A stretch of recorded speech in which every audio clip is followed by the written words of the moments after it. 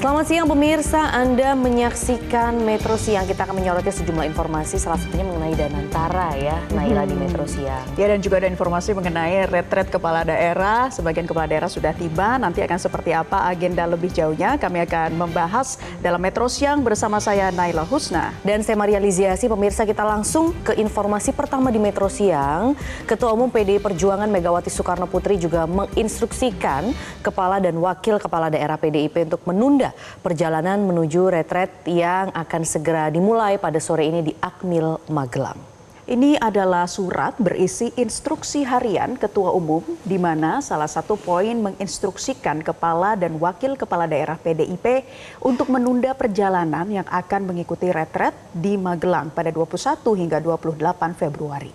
Jika ada kepala daerah dan wakilnya yang sudah dalam perjalanan, diinstruksikan untuk berhenti dan menunggu arahan lebih lanjut dari Ketua Umum. Selain itu, para kepala daerah PDIP ini tetap berada dalam komunikasi aktif dan menunggu perintah selanjutnya. Surat ini ditandatangani langsung oleh Megawati sebagai Ketua Umum PDI Perjuangan.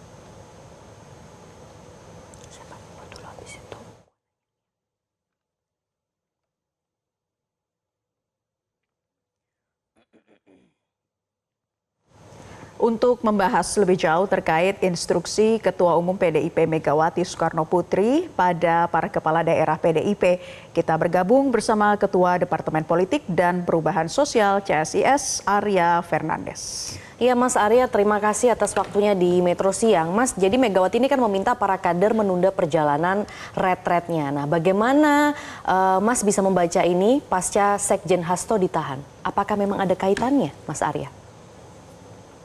Baik, terima kasih ya. Saya kira begini, satu tentu PDIP saya kira tidak menyangka dan mengira akan ada penahanan terhadap Sekjen Partai Pak Hasto, meskipun kasusnya sudah pemeriksaan terhadap dan penyidikan terhadap kasus tersebut sudah dilakukan sejak lama oleh KPK. Tapi mungkin PDIP tidak mengira akan ada penahanan yang lebih cepat ya. Nah, sehingga kemudian itu menciptakan semacam reaksi keras dari PDI Perjuangan untuk kemudian meminta kepala daerah terpilih dari PDI Perjuangan untuk tidak mengikuti retreat yang akan dilakukan di Magelang. Nah, memang di undang-undang tidak diatur ya, apakah ada sanksi atau tidak terkait kalau ada kepala daerah yang tidak mengikuti itu.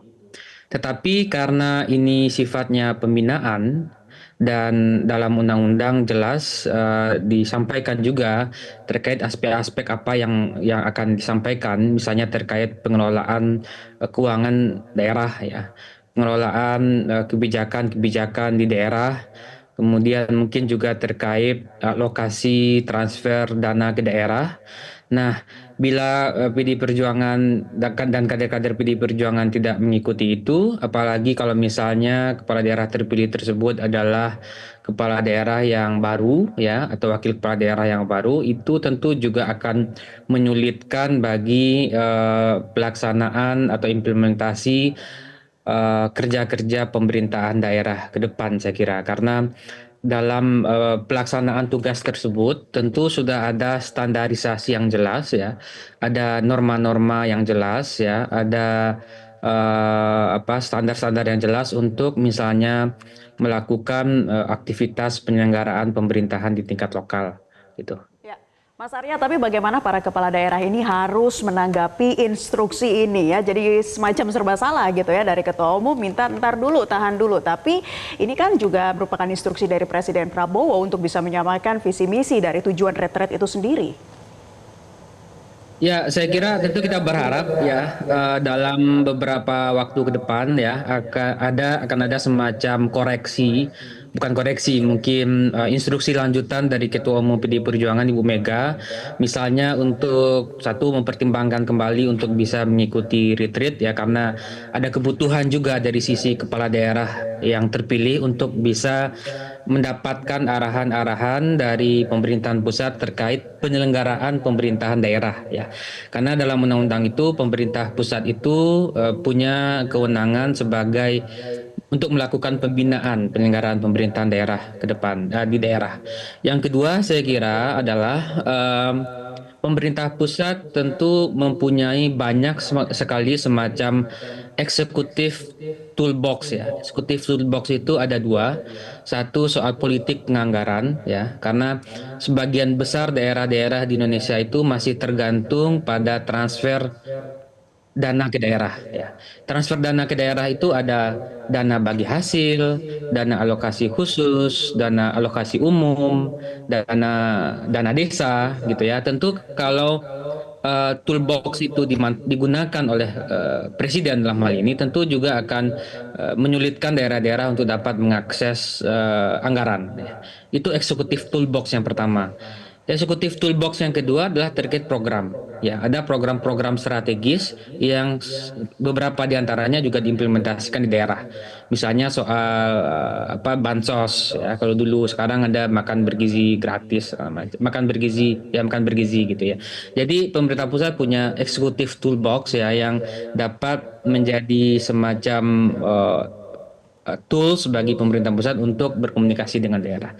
Jadi tentu saya berharap ya dan mudah-mudahan ke depan beberapa waktu ke depan ada semacam pertimbangan ulang dari PDI Perjuangan ya dari Ibu Mega untuk mempertimbangkan keikutsertaan para kepala daerah ini meskipun setelah misalnya retreat itu PDI Perjuangan mungkin akan ada kebijakan-kebijakan baru terkait bagaimana pola hubungannya dengan pemerintahan pusat atau dengan Kimples yaitu tentu cerita yang berbeda gitu ya. Misalnya apakah PD Perjuangan akan mengambil posisi yang jelas soal hubungannya dengan pemerintah pusat dan Kimples. Nah, setelah retreat saya kira itu mungkin itu sesuatu yang cerita yang berbeda gitu. Oke, jadi sebaiknya ikut instruksi, ikut retreat dulu, begitu ya Mas Arya ya.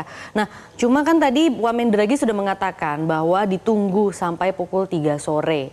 Nah, apa yang harus diambil, sikap apa yang harus diambil pemerintah jika nanti benar-benar memang ada kepala daerah yang tidak hadir sampai pukul 3 sore?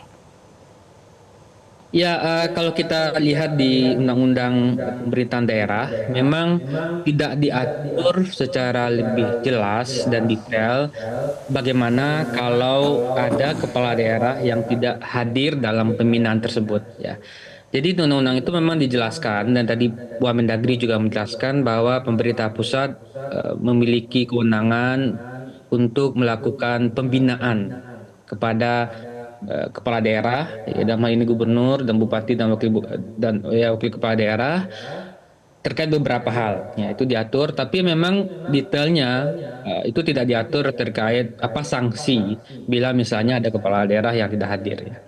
Nah, bagi kepala-kepala daerah yang berasal dari PD Perjuangan, ya tentu serba susah, ya serba salah karena bagaimanapun tentu sebagai partai kader itu instruksi ketua umum itu sesuatu yang penting, ya sesuatu yang dianggap punya kedudukan tinggi di partai gitu. Tapi pada saat yang sama sebagai kepala daerah terpilih juga ada kebutuhan untuk mendapatkan update, mendapatkan informasi-informasi tentang standarisasi norma dan lain-lain terkait penyelenggaraan pemerintahan di daerah gitu.